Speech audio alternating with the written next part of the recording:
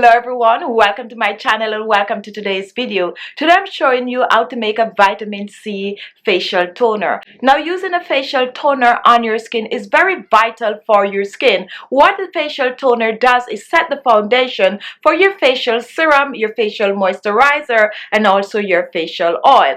However, when you use a facial toner, you want it not only to set the foundation, but you want it to do other things like lightening and brightening the skin, smoothing the skin, and getting rid of hyperpigmentation, wrinkles, and fine lines on the skin. And that's what I'm going to do for you today. I'm going to show you how to make a very rich vitamin C facial toner that's not only going to set the foundation, but clear your skin of hyperpigmentation, smooth and hydrate the skin. So if you're looking for a natural homemade vitamin C facial toner, let's get in the kitchen and whip this up together.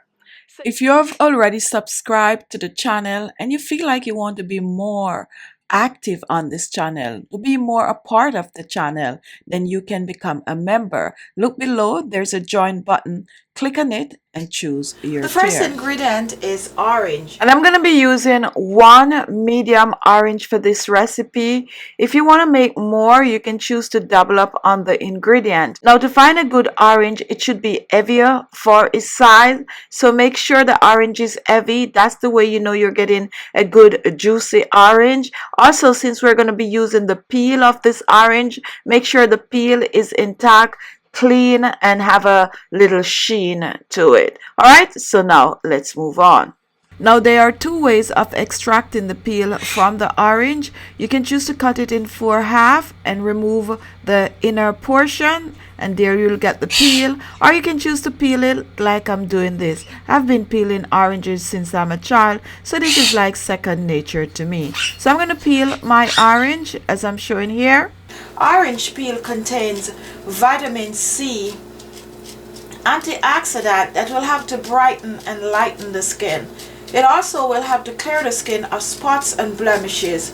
An amazing ingredient to use if you're looking to have your skin clear, younger, and fresher looking.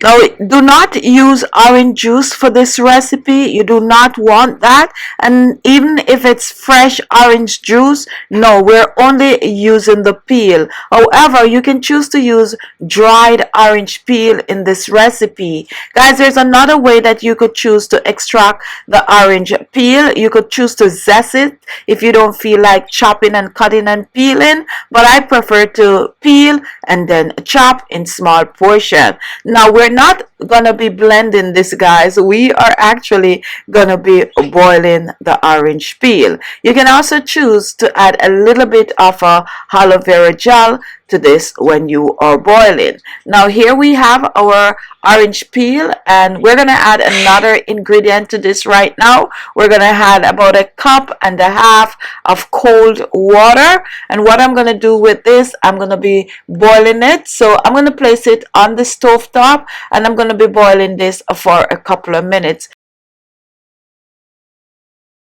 So now that this is on the stove top, you're not going to put it on high flame. You're going to put it on a low flame so that it technically steam, and it's going to slowly come to a boil. Do not rush it, guys. Slow flame. Now this is going to take about 3 minutes or so for you to start seeing it bubbling up, and that means it is starting to steam nicely. And take your time. As soon as it starts to boil, you're going to stir it, because you're not going to leave it very long after it starts boiling. So just give it a stir for about a minute or two, and once this is done, we're going to remove it from the stove.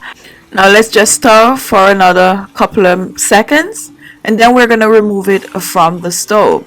Now once we remove it from the stove, what we're going to do, we are going to put it aside to cool down. We're going to be cooling this for about an hour or so. Once we're cooled, we're going to reach back for it, and this is what it looks like after it has been cooled. And guess what, guys, we're going to be straining this. So you need a strainer or a cheesecloth for this, or you can basically just take the orange peel from the water. Now that we strained, we are gonna move on to the next ingredient. Now this, guys, is your base for your facial toner. You can actually choose to do whatever you want to do with this base. You can choose to use it like this directly on the skin, or you can choose to add other ingredient to it to kick it up a notch. A good ingredient to add to this is some green tea water. You can mix the two together. Also, guys, you can choose to add a little bit of vegetable glycerin to this. You can choose to add some rose water. You can even choose to add some tea tree oil to this, especially if you have acne prone skin. What I'm going to be using today on mine is some rose petal powder. This is optional, as you could tell by now. So if you have rose petal powder, you can use it in this recipe, or if you have some dry rose petal, you could actually steam it along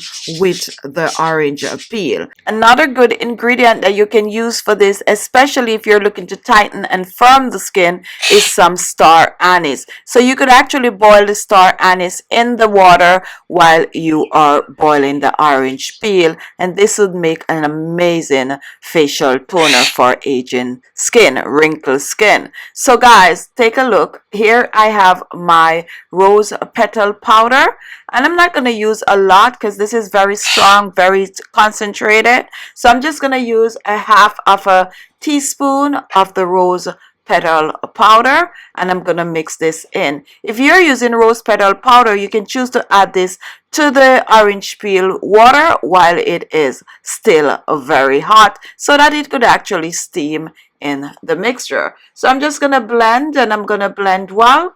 And now what I'm going to do with this next, I'm going to set it aside to settle. And this is going to take about a few minutes.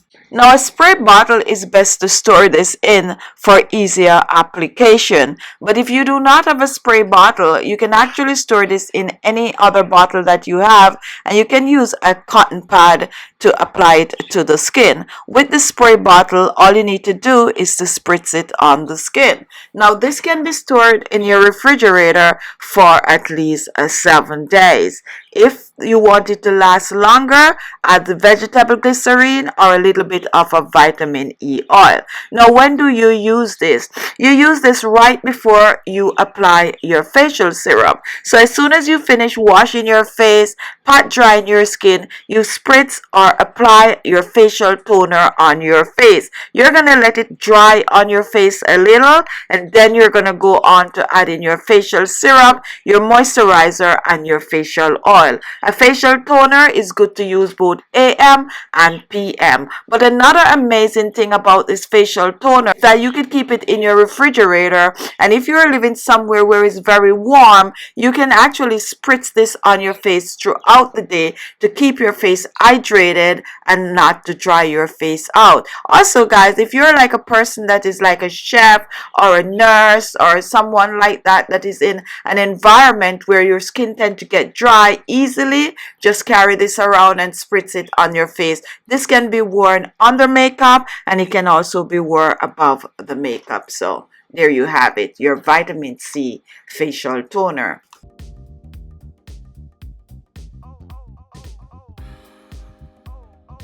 So there you have it, my natural homemade facial toner. Spritz it on your skin, your face, your neck, and your décolleté. Just enjoy using this facial toner. Amazing, hydrating for your skin. Give it a go. Use it for a couple of weeks and come back and leave your comment. Thank you all for watching, guys, and I see you in my next video. Oh.